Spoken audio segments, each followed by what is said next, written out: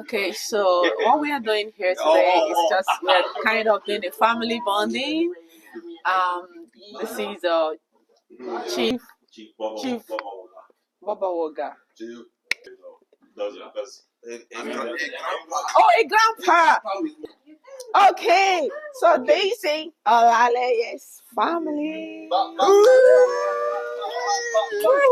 want to learn how to speak Yoruba.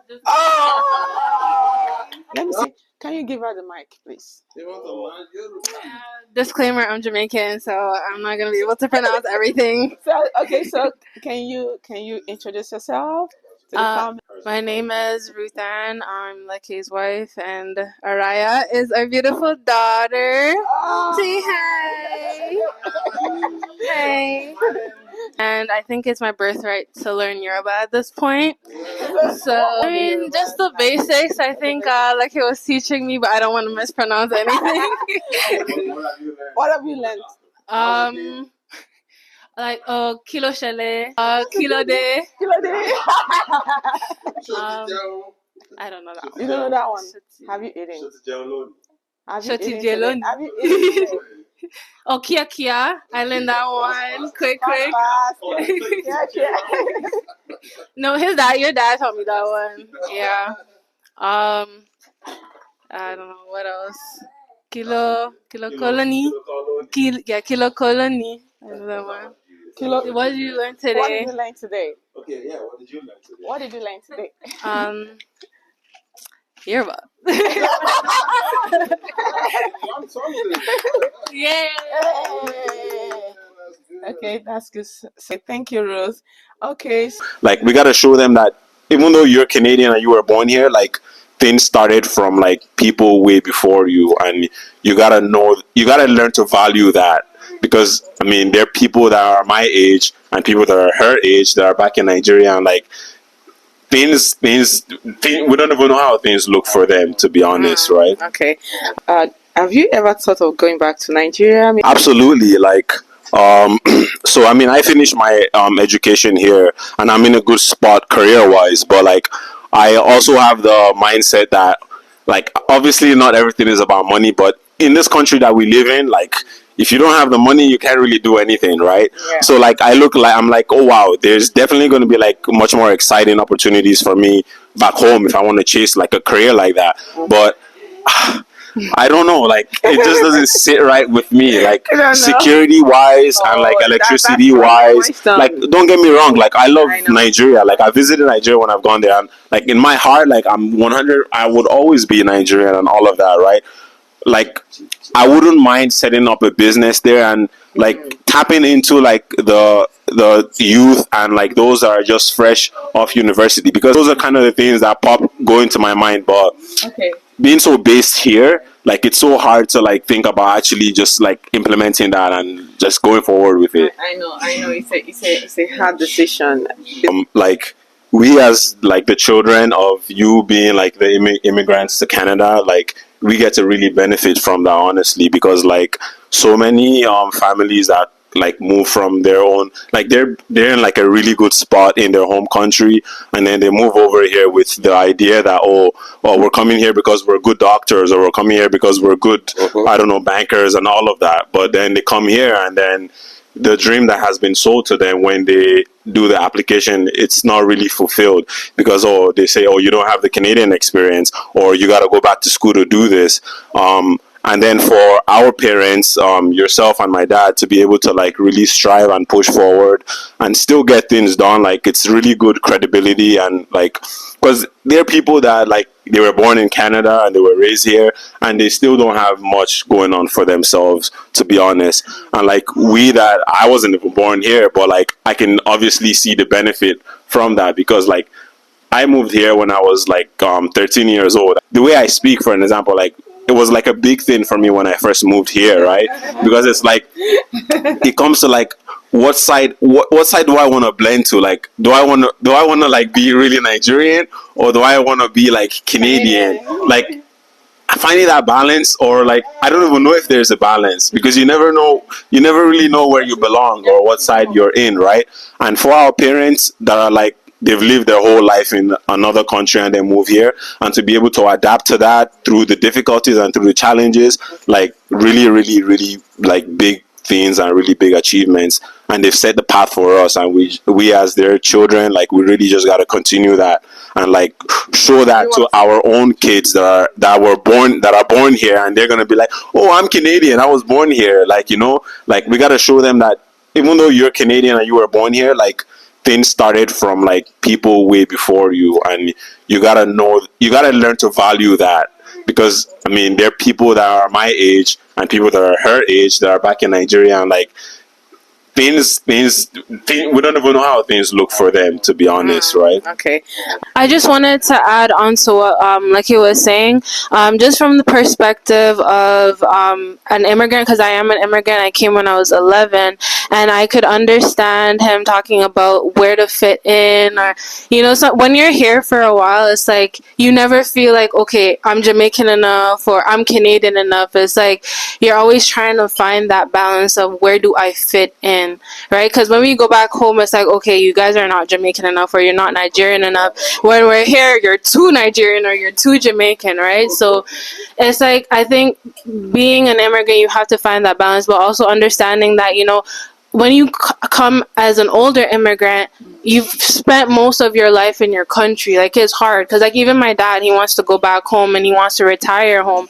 But I can empathize and I can understand, like, you know what, being here as an immigrant is just hard. It's hard. So, you know, So are you saying that whoever wanna come here shouldn't think of coming here? No, they can just try their luck.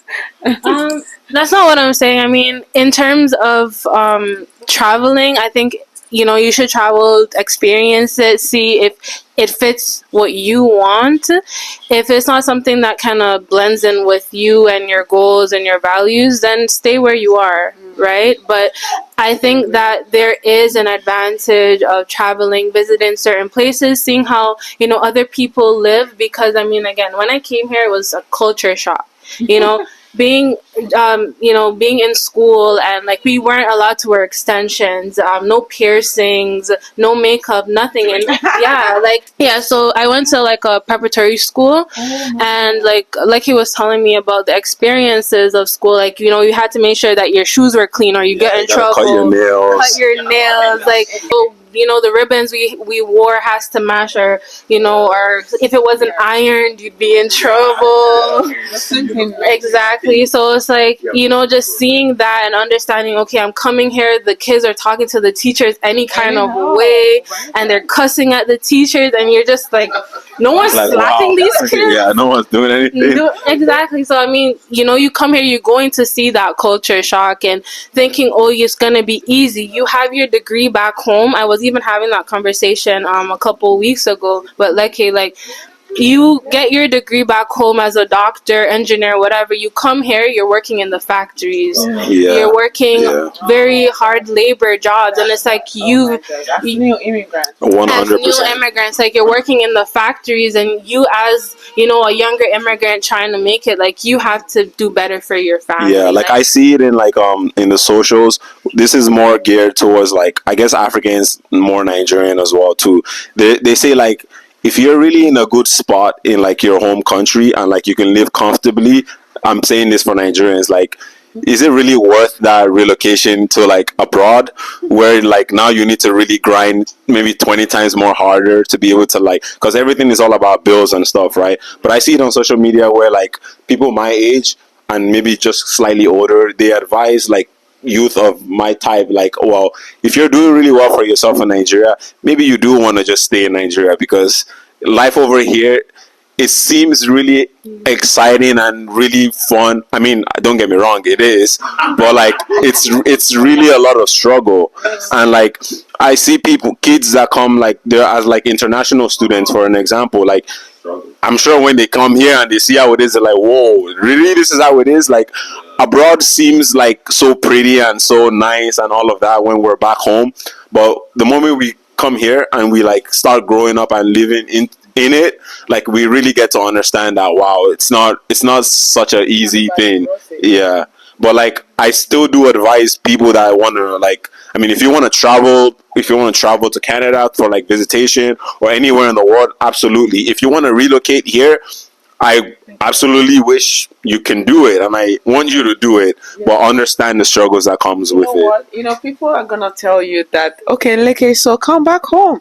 So why can't you come back home? And you don't want to go home? Yeah, I mean, I would not want to because, like, funny thing is, a couple of weeks ago, I was having a discussion with her over here, and I told her that, it seems like now I've lived more of my life here in Canada than I had lived in Nigeria. Like, so what am I now? Like, could I say, like, I'm, like, now Canadian, or am I now Nigerian? But, like, I think because I've lived here and I've grown more here, and I've been immersed in the education system here and the career path, I feel like my whole perspective has just like shifted, because obviously I grew up and I was raised in Nigeria, but this place has really shaped me up, right? And like, if I went back to Nigeria to live, like, I wouldn't have a problem with it, but there's just so many things that are much more advantageous here that I would not want to let go of. Thank you so much. Came into the country at the peak of one's career back home,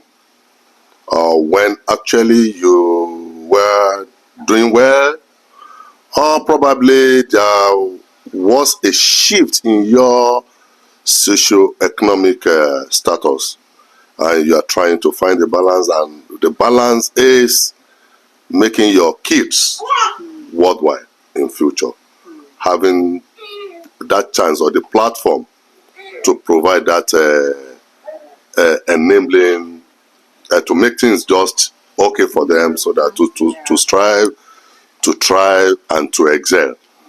So having gone through all this, or in addition to what you have said, the question is,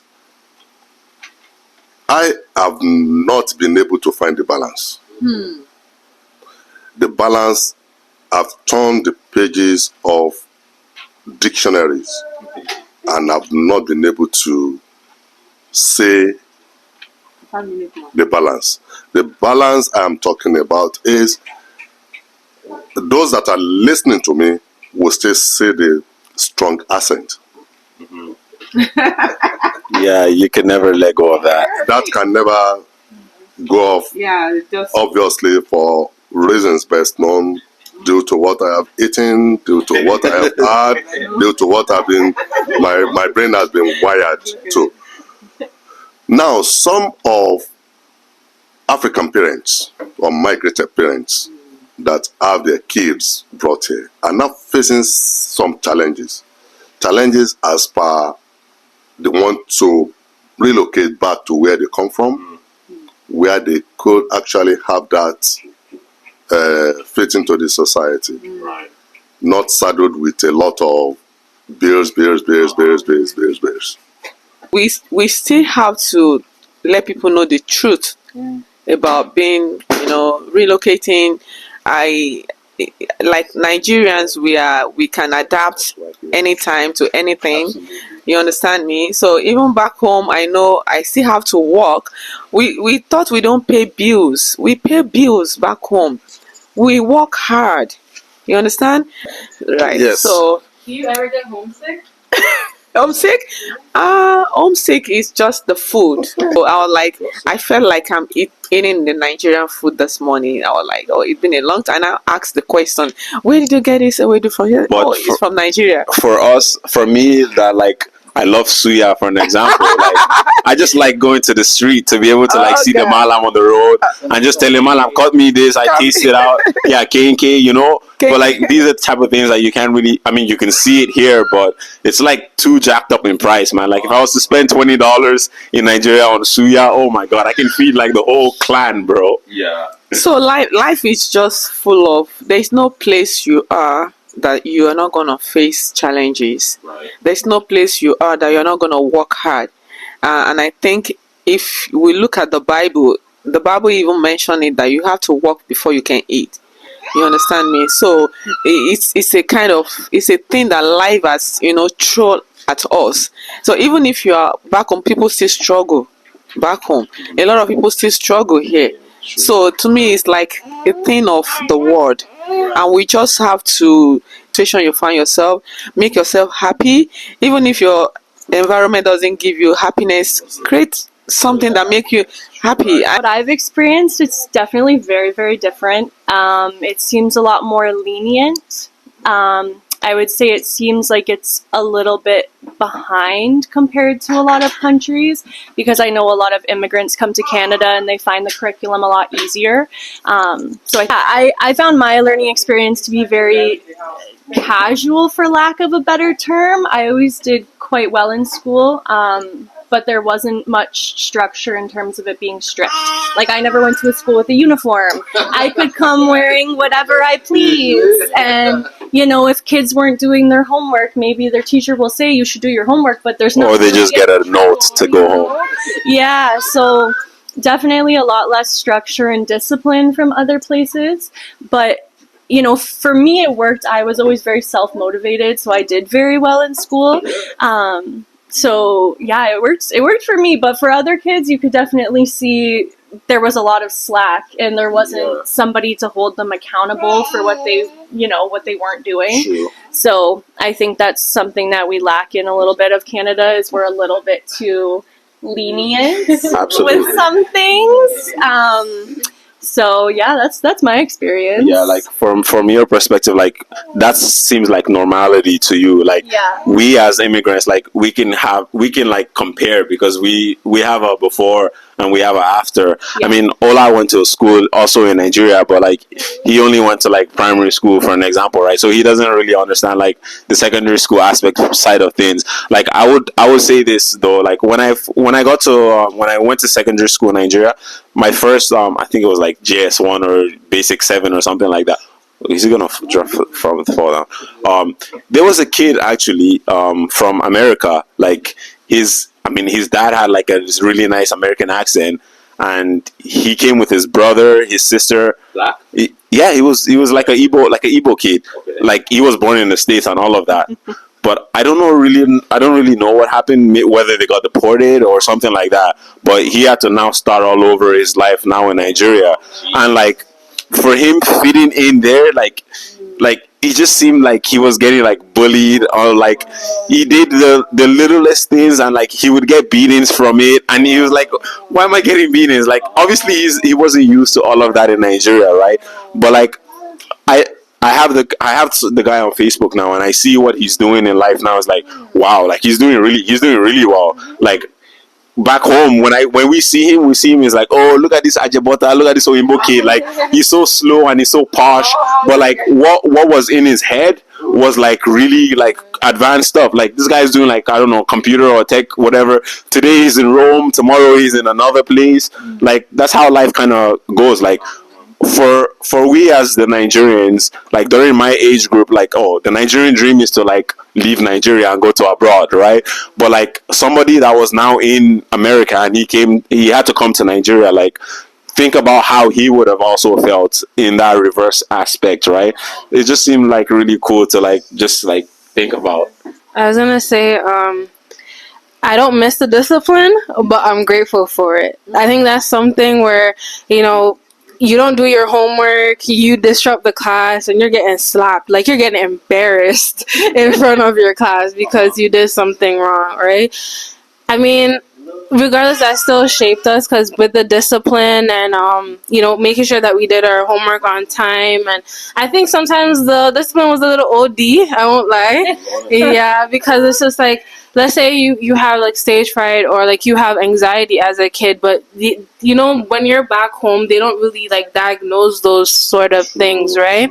So it's like, imagine you know the answer in your head, but you're scared to, you know, answer that question. So let's say your teacher asks you, oh, what's 2 + 2? And you're like stuttering in class, and then she slaps you because, you know, you don't know that, or you know the answer, but you're scared to give it. It's like, you know, I think when it comes to that, that's a little bit OD. But in regards to like certain things, when it comes to disciplines, I think it should be had, you know. I want to add to that point too. Like, now that we're here, like our parents, and like they get to learn about like, oh, kids go through like mental health episodes and all of that. Like these weren't things that were like seen or talked about in like Nigeria and all of that. They're like, oh, why are you like? They feel like anything that becomes like a hindrance to you, like they have to correct it with like a beating or with like a punishment or something. But sometimes you just need to really like get to speak to the person, like speak to the kid and understand what they're actually going through and all of that, right? Like here in abroad, like they promote all of these and that's good for us. But like back home, like kids struggling, they never get to, they're just like, oh, I mean, Nigeria you be, we get to struggle. That's just how it is, but it shouldn't be. Nigeria you be. Yeah. All right. Okay. So, thank you, everybody. Thank you for your contributions. Thank you for coming around, Solomon. Thank you, Ruth. Thank you, and Alex. Thank you, Chief Baba Waga. Thank you so much for coming, Uncle Diko. Thank you. Thank you for coming, Chief Baba Waga. Thank you for coming. Leke, thank you for coming, and Solomon, show yourself.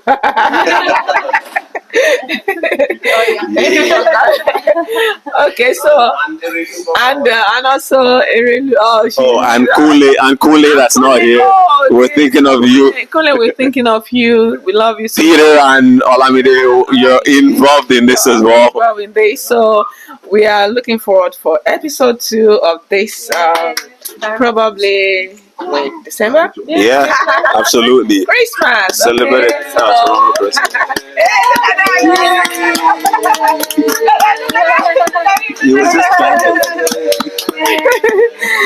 Okay, so thank you for watching. Bye.